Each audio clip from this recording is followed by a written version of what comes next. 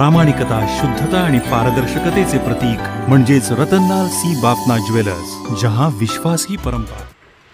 नमस्कार, मैं हूं आनंद शर्मा और आप देख रहे हैं इंडिया अब तक समाचार। आज आपके सामने आया हूं मैं कुछ कठिन और आसान सवालों को लेकर। बात सवालों की इसलिए कर रहा हूं क्योंकि स्वयं प्रधानमंत्री जी जब परीक्षा की बात होती है तो आसान और कठिन की बात करते हैं। और एग्जाम में तो खास तौर पर बार बार कहा जाता है जो सरल उसको पहले करो भाई, जब टाइम बचेगा तब वो कठिन है उसको हाथ लगाना।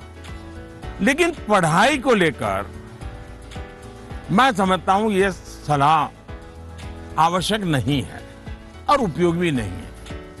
मैं जरा इन चीज को अलग नजरिए से देखता हूं। मैं कहता हूं जबकि पढ़ाई की बात हो तो कठिन जो है उसको पहले लीजिए। आपका माइंड फ्रेश है, आप खुद फ्रेश हैं, उसको अटेंड करने का प्रयास कीजिए।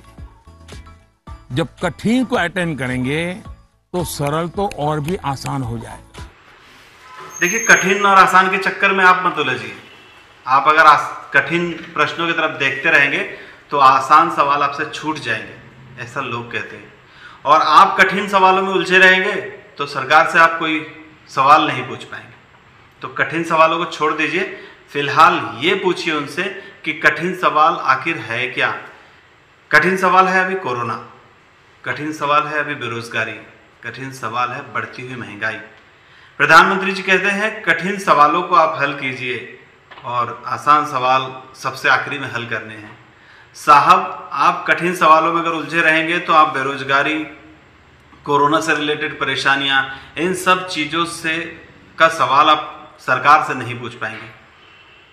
ये जो कोरोना रिटर्न्स हुआ है, क्या ये सरकार की जिम्मेदारी नहीं है? क्या प्रधानमंत्री जी को ये जिम्मेदारी नहीं लेनी चाहिए कि ये जो कोरोना बढ़ रहा है ये कहीं ना कहीं उनकी वजह से भी बढ़ रहा हो?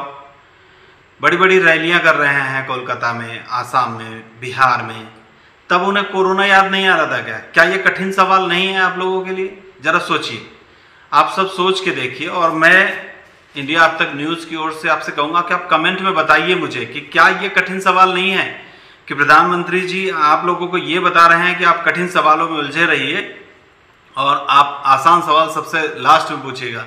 कठिन सवाल तो अभी लोगों के सामने कोरोना का है, कठिन सवाल तो लोगों को जो अस्पतालों में सुविधाएं देने का है वो है।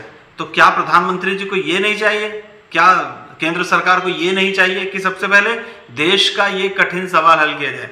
जिन विद्यार्थियों को वो कठिन और आसान समझा रहे थे, ऐसा लगता नहीं है कि उन विद्यार्थियों का भविष्य कोरोना काल में अंधकार में चला गया है? लोगों को बिना परीक्षाएं पास कर दिया जा रहा है। जिनकी परीक्षाएं पहले हो जानी चाहिए थी वो हो नहीं पाई है और काफ़ी ज़्यादा परेशानियां हैं। इन सवालों के जवाब ढूंढने के बजाय सरकार जो है वो ये कह रही है कि बहुत अच्छा काम हो रहा है और अब हम लोग टीका उत्सव मनाएंगे। सरकार ने इन सब बातों का जवाब दिया और इन सब बातों में सरकार ने कहीं नहीं कहा कि हम टीका उत्सव बनाएंगे। साहब, जिस देश में 1 लाख 1.5 लाख कोरोना के मरीज निकल रहे हों, जिस देश में 400 से 500 तक लोगों की मौत हो रही है, वहां आप किस उत्सव मनाने की बात कर रहे हैं? आपको तो पहले ये सोचना चाहिए कि इन सब चीज़ों से संभला कैसे जाएगा।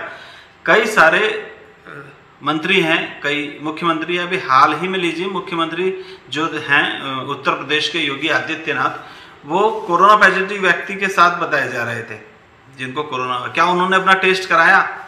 बात हम उत्तर प्रदेश की जगह महाराष्ट्र से भी करेंगे तो महाराष्ट्र में भी कई जगहों पर रैलियां हो रही है और कोई ध्यान नहीं दे रहा है।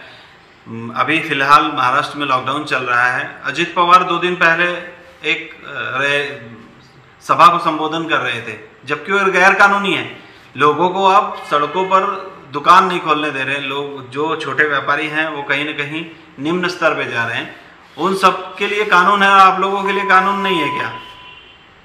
कोलकाता में बड़ी बड़ी रैलियां कर रहे हैं आप, तब कहाँ चला जाता है आपका कोरोना? इन सब चीज़ों पर ध्यान देने की बहुत सारी ज़रूरत है।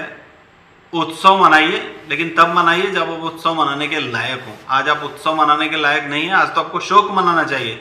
देश में 1.5 लाख के लगभग रोजाना मरीज हो रहे हैं। आप लोग चुनाव में लड़ रहे हैं, चुनाव में एक दूसरे को गालियां दे रहे हैं। सबसे पहले तो ज़रूरत है, यहाँ कई जगहों पे जहाँ मैं रहता हूँ जलगांव में, वहाँ ऑक्सीजन की कितनी कमी थी। अभी हाल ही में ऑक्सीजन की वजह से अगर जो स्थानीय प्रशासन है, कलेक्टर महोदय हैं, वो अगर मैनेज नहीं करते तो कई लोगों की जान चली जा सकती थी। अरे ध्यान देना तो इस तरफ दीजिए ना, लोगों का ध्यान इधर उधर भटकाने का कोशिश क्यों कर रही है केंद्र की सरकार। और ये कड़ा सवाल है कि केंद्र सरकार जो हरकतें कर रही है, इस वजह से कहीं ना कहीं देश के लोगों में गुस्सा भी आ रहा है। जो अंधभक्त हैं उनके लिए तो सब कुछ जो भी मोदी जी और बीजेपी सरकार करती है अंधभक्तों के लिए बहुत अच्छा करती है। उनको तो अगर बाढ़ के अंदर नाव में ले जाकर डुबा दिया जाएगा तो भी वो जय जयकार ही करेंगे। लेकिन आप इस चीज़ों को तो सोचिए कि ये जो कुछ हो रहा है वो कहाँ सही हो रहा है। जहाँ चुनाव है वहाँ कोरोना क्यों नहीं है, ये सवाल तो कई बार लोग पूछ रहे हैं, मैं खुद भी पूछता हूँ कि सभी जगह के नतीजे आ रहे हैं, सभी जगह पे रिजल्ट्स आ रहा है कोरोना का कि लगातार बढ़ते जा रहे हैं। दिल्ली में 6000 से अधिक एक दिन में कोरोना के पेशेंट मिले हैं, उत्तर प्रदेश में 9000 से अधिक मिले हैं। यही हालत देश में पंजाब, गुजरात सभी जगह की है। तो बंगाल में क्यों नहीं है कोरोना? बंगाल के रिजल्ट्स कहाँ हैं? बंगाल में नहीं हो रहा है कोरोना, आसाम में कोरोना नहीं हो रहा है।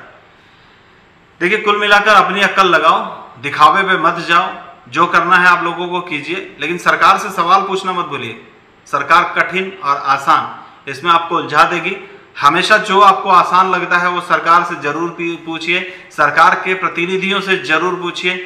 देश को सुरक्षित रखिए, खुद को सुरक्षित रहिए। कोरोना बहुत बुरी बीमारी है, तो कोरोना से लड़ते रहिए और कोरोना से लड़ना दूसरों को भी सिखाइए। और ये आप तभी कर सकते हैं जब आप सोशल डिस्टेंसिंग का पालन करें, जब आप मास्क लगाएं, जब आप सैनिटाइजर का इस्तेमाल खुद करें और दूसरों को भी यही करने की राय दें।